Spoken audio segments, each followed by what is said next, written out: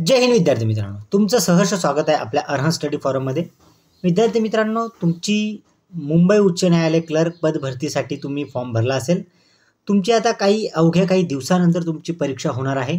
10 August रोजी विविध सेंटरवर तुमची एक्झाम होणार आहे। त्यासाठी महत्त्वाचं काय असणार आहे, प्रिव्हियस नागपूर खंडपीठचे विद्यार्थ्यांचा अनुभव काय म्हणतो किंवा तुमच्यासाठी महत्त्वाचं काय असणार आहे, या संपूर्ण गोष्टी आपण थोडक्यात जाणून घेणार आहोत। म्हणजे तुम्ही जेव्हा तुमचा पेपर द्याल आणि आपला हा आजचा व्हिडिओ पाहून तुम्हाला पेपर देऊन आल्यानंतर तुम्हाला काहीतरी त्याच्यात साम्य आढळेल, याची शाश्वती आपल्या या यूट्यूब चॅनल घेत असते। म्हणून विद्यार्थी मित्रांनो, नागपूर खंडपीठ विद्यार्थ्यांचा अनुभव पाहता मुंबई उच्च न्यायालयाची परीक्षा कशी असू शकते, त्यानंतर किती मार्क्स आणले तर तुम्ही सेफ असू शकता, कोणत्या टॉपिकवर कसे प्रश्न येतील त्याचा थोडक्यात आढावा घेणार आहोत। आणि आत्ता काय करायचं, कारण 10 तारखेला तुमची एक्झाम आहे, तर आत्ता तुम्ही काय करायला पाहिजे त्या अनुषंगाने हा व्हिडिओ असणार आहे। मॅन्डेटरी फॉर एव्हरी स्टुडंट 45% किंवा 45 मार्क्स जे आहेत ते मॅन्डेटरी असणार आहे। ज्या विद्यार्थ्यांना 50% पेक्षा कमी म्हणजे 90 मार्कांचा तुमचा 90 गुणांचा तुमचा पेपर असणार आहे, त्यामध्ये 50% गुण तुम्हाला घेणं गरजेचं आहे। ते म्हणजे 45 मार्क्स। 45 मार्क्स जर तुम्हाला आले नाहीत तर तुमचं नाव जे आहे ते टायपिंगसाठी ते ग्राह्य धरलं जाणार नाही। मग आता 45 मार्क्स तुम्ही कसे आणायचे, निगेटिव्ह मार्किंग नसणार आहे। पेपर हा ऑफलाईन पद्धतीचा असणार आहे। तुम्हाला वारंवार सूचना देऊन सुद्धा तुम्ही ज्या विद्यार्थ्यांनी सूचनांचं पालन केलं असेल त्या विद्यार्थ्यांना नक्कीच 10 तारखेला परीक्षा ही चांगली जाणार आहे। आता विद्यार्थी मित्रांनो, कोणत्या टॉपिकवर तुम्ही भर द्यायला पाहिजे किंवा कोणत्या टॉपिकवर तुम्ही कसे प्रश्न येऊ शकतात त्याचा थोडक्यात आढावा सांगतो आणि नंतर मग आपल्या व्हिडिओला एंडिंगच्या दिशेने घेऊन जातो। विद्यार्थी मित्रांनो, प्रश्न कसे असणार आहेत किंवा कोणत्या टॉपिकवर जास्त भर द्यायचा आहे, तर मराठी ग्रामरवर तुम्ही भर दिला पाहिजे। त्यातून तुमचे काही जे क्वेश्चन आहेत ते बरोबर येण्याचे खूप जास्त चान्सेस असू शकतात। 10 मार्क्सला तुम्हाला ते येऊ शकतं। नंतर जे विद्यार्थ्यांचं कम्प्युटर चांगलं असेल किंवा त्यांनी कम्प्युटर बेसिकवर जर त्यांचं थोडीफार कमांड असेल, त्यांनी परत एकदा रिव्हिजन करून घ्यायची आहे। आता नवीन आलेले टेक्नॉलॉजी असेल किंवा आता आलेले जे सॉफ्टवेअर असतील किंवा आता लेटेस्ट असणारे कम्प्युटरचे व्हर्जन असतील, विविध कम्प्युटरचे जे फुल फॉर्म असतील किंवा त्यांचे शॉर्ट फॉर्म असतील, ते संपूर्ण गोष्टी ज्या आहेत ते तुमच्या क्लिअर झाल्या पाहिजे कम्प्युटर रिलेटेड। त्यानंतर ज्या विद्यार्थ्यांचं इंग्लिशमध्ये वाचन जर कमी असेल किंवा ते इंग्लिश थोडं पेपर करत नाही, त्या विद्यार्थ्यांना एक सूचना आहे, ती म्हणजे अशी की पेपर हा तुमचा इंग्लिश माध्यमातून असणार आहे किंवा इंग्रजी माध्यमातून असणार आहे।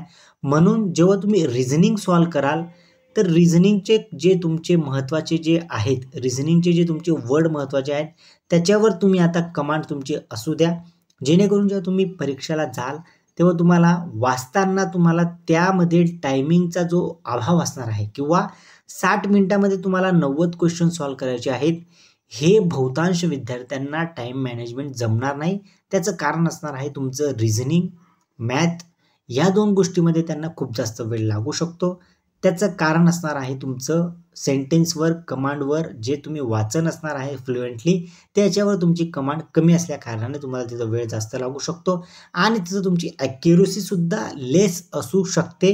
जर तुम्ही व्यवस्थित त्या शब्दाचा अर्थ लावून जर तुम्ही त्या एक्झाम किंवा त्या प्रश्नाला टॅकल करू शकले नाही तर तुम्ही तिथं तुमचे मार्क जे आहेत ते मायनस करू शकतात।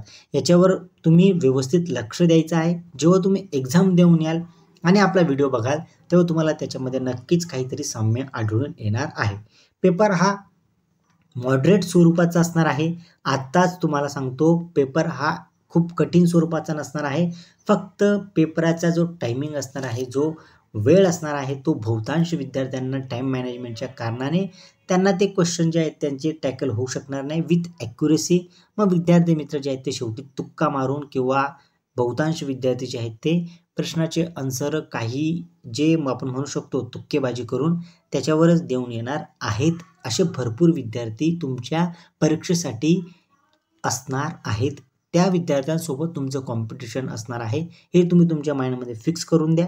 कारण जे विद्यार्थी पहिल्यापासून अभ्यास करत आलेले आहेत त्या विद्यार्थ्यांना एक आवर्जून सांगू इच्छितो, तुम्ही प्रथम तुमचा जो क्वेश्चन पेपर तुमच्या हातात आला तर तुम्ही ऑब्वियसली तुम्हाला सांगतो की 90 क्वेश्चनमधून तुम्हाला 35 ते 40 क्वेश्चन जे आहेत ते इझी फॉर्मॅटमध्ये मिळणार आहेत प्रत्येक टॉपिकमधून. मग ते मराठी असेल, कम्प्युटर असेल, इंग्लिश असेल, रिझनिंग असेल, मॅथ असेल किंवा तुमचे कम्प्युटरचे क्वेश्चन असतील, अशा भरपूर स्वरूपातील किंवा GS असेल, त्या वेगवेगळ्या टॉपिकमधून तुम्हाला 35 ते 40 क्वेश्चन खूप इझी स्वरूपाचे मिळणार आहेत.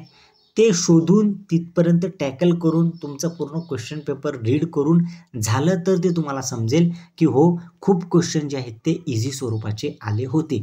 नंतरचे जे क्वेश्चन असणार आहे 40+ किंवा 20 ते 25% जे क्वेश्चन असणार आहेत, म्हणजे 20 ते 25 क्वेश्चन, हे थोडे हार्ड स्वरूपाचे असणार आहेत. म्हणजे टाईम कन्झ्युमिंग तुम्हाला तिथं जास्त लागू शकतो. आणि ह्याच 25 ते 30 मध्ये भरपूर विद्यार्थ्यांचे 40 मिनिट्स किंवा 30 मिनिट्स किंवा काही विद्यार्थ्यांचे 45 मिनिट्स असे जाऊ शकतात फक्त या 20 ते 25 क्वेश्चनमध्ये. म्हणून विद्यार्थी मित्रांनो, ज्या सूचना तुम्हाला दिलेल्या आहेत त्या सूचनांचं तंतोतंत जर पालन केलं तर विद्यार्थी मित्रांनो तुम्हाला पेपर हा इझी स्वरूपाचा जाऊ शकतो आणि तुम्ही टायपिंगसाठी इलिजिबल होऊन व्यवस्थित सेफ स्कोर तुमचा 60+ असणार आहे. ज्या विद्यार्थ्यांना 55+ जरी आले तरी ते विद्यार्थी सेफमध्ये असणार आहे. पण 60+ जर आले तर विद्यार्थी मित्रांनो तुमचे सिलेक्शनचे चान्सेस हे जास्त असणार आहेत. आता तुमची मी रजा घेतो विद्यार्थ्यांनो. ही तंतोतंत जर तुम्ही फॉलो केली, नागपूर खंडपीठाचा अनुभव पाहता, नागपूर खंडपीठमध्ये विद्यार्थी जे होते त्यांचा अनुभव पाहता, त्या अनुषंगाने मी तुम्हाला सूचना देण्याचा प्रयत्न केला आहे.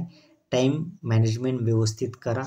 तेच बहुतांश विद्यार्थ्यांचा जमणार नाही, कारण 90 क्वेश्चन असणार आहे, 60 मिनटं असणार आहेत. तुम्हाला मी सांगू इच्छितो की 60 मिनटं म्हणजे तुमचं पूर्ण क्वेश्चन पेपर जर तुमचा रीड झाला तर तुम्हाला त्यापैकी 30 ते 35 क्वेश्चन जे आहेत ते तुमचे इझी स्वरूपाचे असतील. त्या क्वेश्चनमध्ये तुम्ही कुठलीही सिली मिस्टेक करायची नाही आहे. विद्यार्थी मित्र, जर इथंच जर सिली मिस्टेक जर तुम्ही केली तर तुमचे पासिंगचे चान्सेस खूप कमी असतील. हे क्वेश्चन तुमचे तंतोतंत यायला पाहिजे, बरोबर यायला पाहिजे. आणि उरलेल्या क्वेश्चनमध्ये तुम्ही तुमचं स्किल असेल किंवा तुम्हाला तुमचं नॉलेज असेल किंवा तुमची अंडरस्टँडिंग लेवल असेल ते वापरून तुम्ही ते सॉल्व करायचे आहेत. विद्यार्थी मित्रांनो, हा मागचा अनुभव तुम्हाला शेअर केला आहे. जेव्हा तुम्ही एक्झाम देऊन याल आणि आपला हा व्हिडिओ बघाल तेव्हा तुम्हाला याच्यामध्ये नक्कीच साम्य सापडेल. चला विद्यार्थ्यांनो, मी आता तुमची रजा घेतो. जय हिंद. काही जर तुम्हाला अडचण आली तर नक्कीच कमेंट बॉक्समध्ये मला सांगा, जेणेकरून तुम्हाला मी तुमची जी क्युरी असेल किंवा जी तुम्हाला येणारी अडचण असेल ती मी सॉल्व करण्याचा नक्कीच प्रयत्न करेल. आणि येणाऱ्या 10 तारखेमध्ये ज्या हॉल तिकीटवर सूचना आहेत त्या व्यवस्थित तंतोतंत फॉलो करायच्या आहेत.